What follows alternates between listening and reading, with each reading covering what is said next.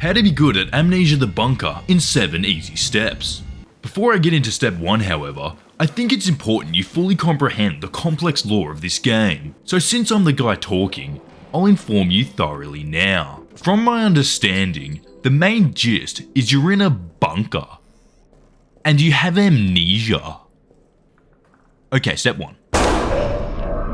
Don't panic, you did not misclick. The intro begins with you fighting through muddy trenches with a revolver. Please do not panic. You did in fact click on Amnesia the Bunker on your desktop. This is not a Call of Duty game. 360. Okay, I'm like 10 minutes into this game, and I'm like 80% sure I'm not playing Call of Duty. Wait, what? I think there is still a small chance, however, they add Nuketown in a future DLC. I will be sure to follow the subreddit and Channel 7 news on any updates of this DLC. Personify the monster. The main butt clench of this game is a monster that tracks and follows you by the sounds you make. He hides in the tunnels of the bunker, but allows the world to see him. Or a her, it could be a her. Fair enough. Apologize. My bad. The he, her, it thing allows the world to see them when you make a loud noise. Or basically, when it feels like taking a stroll. What helped me was giving the he, her, it thing a name. I chose Garrett. Come on, Garrett! No, Gordon, not Garrett. Garrett. Giving Garrett a name made me see it as more of a pet, which made things that little bit less scary. Garrett, chill. Good boy. Oh, Garrett. Oh my god. Come back. Good boy. Oh my god. Garrett, chill, Garrett! Yo, why is this box so heavy? Highly effective. Cool guys don't look at explosions. Sorry, I meant cool guys take precautions. I'm gonna lie, I was very chill during my playthrough. Yeah, I think he's dead.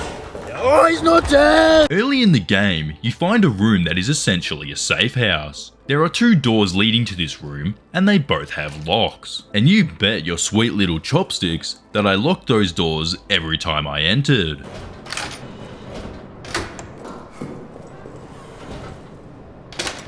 There was a small part of my brain telling me that if I didn't lock those doors, Garrett would sneak in behind me while I was sorting out my inventory and scare the absolute bejesus out of me. Many of you probably aren't that cautious in horror games, but I am. I don't like being scared. Why do you play horror games then? I don't know, they're fun. I like the feeling after the scary parts, where I overcome my fear and feel like a man for once. I just don't like the part before, where I have to get scared first in order to achieve this feeling. I'm so dead.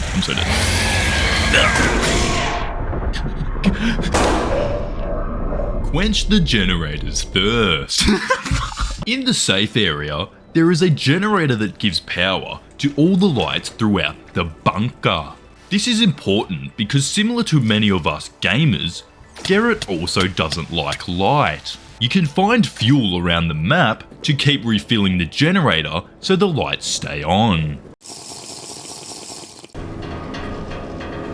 I had a love-hate relationship with this mechanic. I liked it because it gave me a sense of urgency about the constant impending doom of the lights shutting off and Garrett coming out to play. It really added to the overall tension. I didn't like it because it gave me a sense of urgency about the constant impending doom of the lights shutting off and Garrett coming out to play. It really added to the overall tension! But yeah, whatever fuel you find, use most of it on the generator as it'll make your life a whole lot easier. You can also use fuel to get rid of rats, but more on that later. I'd say use 90% of your fuel on the generator, but if you're not as much of a scaredy cat as me, you can definitely use less. Be the leader of the rat genocide. Do you remember when I said I'd talk more about using fuel to get rid of rats later? Yeah, well now is later. In this game, rats are the size of large rats. In the bunker, Rats are the size of large rats. In this game, rats are the size of large rats.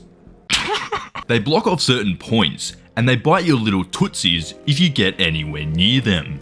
Solution: meat and fire and gun and grenade and 2 grenades and 3 grenades. You get the idea. Most things hurt the rat, but fire is the most effective. They eat the bodies of dead soldiers, so burning the bodies permanently removes them from that spot. I found the most effective way was filling some empty bottles up with fuel, throwing the fuel on them, and shooting said fuel. If you've already found the lighter, you can also combine a piece of cloth with a bottle of fuel and make a Molotov cocktail. Torches are also very effective in the rat dodging process. Be strategic by strategizing your strategies. My favourite strategy was one I called the Bang and Fang. Fang it is Australian slang for driving a car really fast or to floor it. A lot of the time in the bunker, you will come across cases where making a loud noise is a necessity. Whether it be locks that need to be shot, or doors that need to be blown to shreds, or if you simply feel like making a light show for your homie rats. Hey, how's it going, Mudgy? Show us something cool. No worries. This is the bang part of the strategy. Throughout the bunker, there are these closets you can hide in. Just ensure before you bang, you identify a closet or room you can run to that Garrett will likely not find you in. Now to Fang. This is where you absolutely fang it as fast as you possibly can to your closet. Very fast.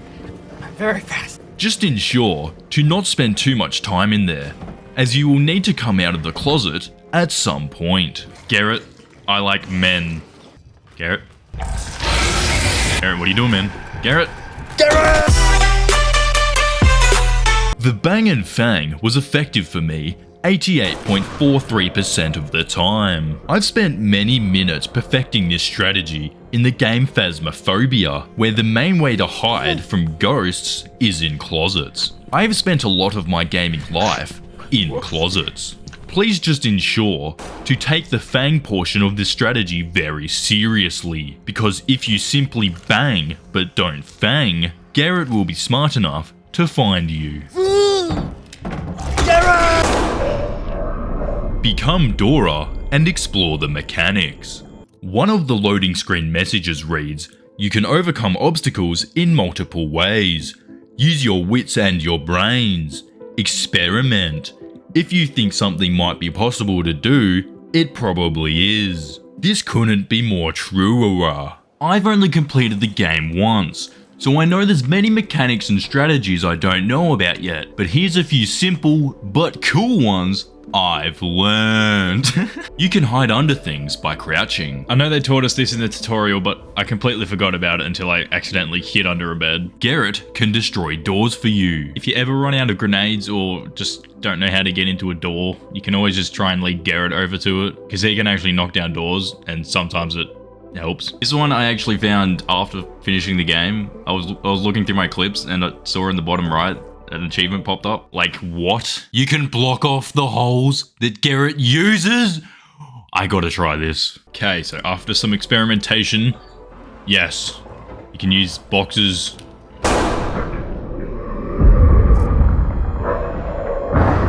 Gas canisters work as well.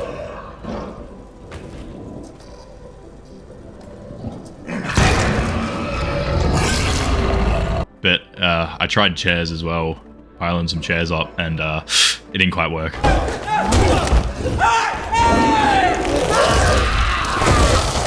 And since we're on the topic of exploring new mechanics, I thought that maybe I could like throw a grenade in a hole and make it like fall in on itself, and then it would be blocked off forever, but unfortunately not. Heavy items can be used to break down doors. This is yet another thing they show us in the tutorial, but I completely forgot about.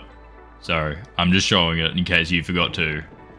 Just If you can't get in the door, you can just throw stuff at it. I've only scratched the surface with these, so please experiment for yourself, find more cool mechanics, and if you have any you'd like to share, leave it in a comment, because I'm very interested to see what else this game has to offer. And there you have it. If you followed these 7 simple steps, you, like myself, will escape the bunker and taste the freedom outside the bunker. Thank you for watching. I hope you learned something. If you didn't learn anything, I hoped you laughed. If you didn't laugh, I hope you smiled. At least once. Enjoy the rest of your day.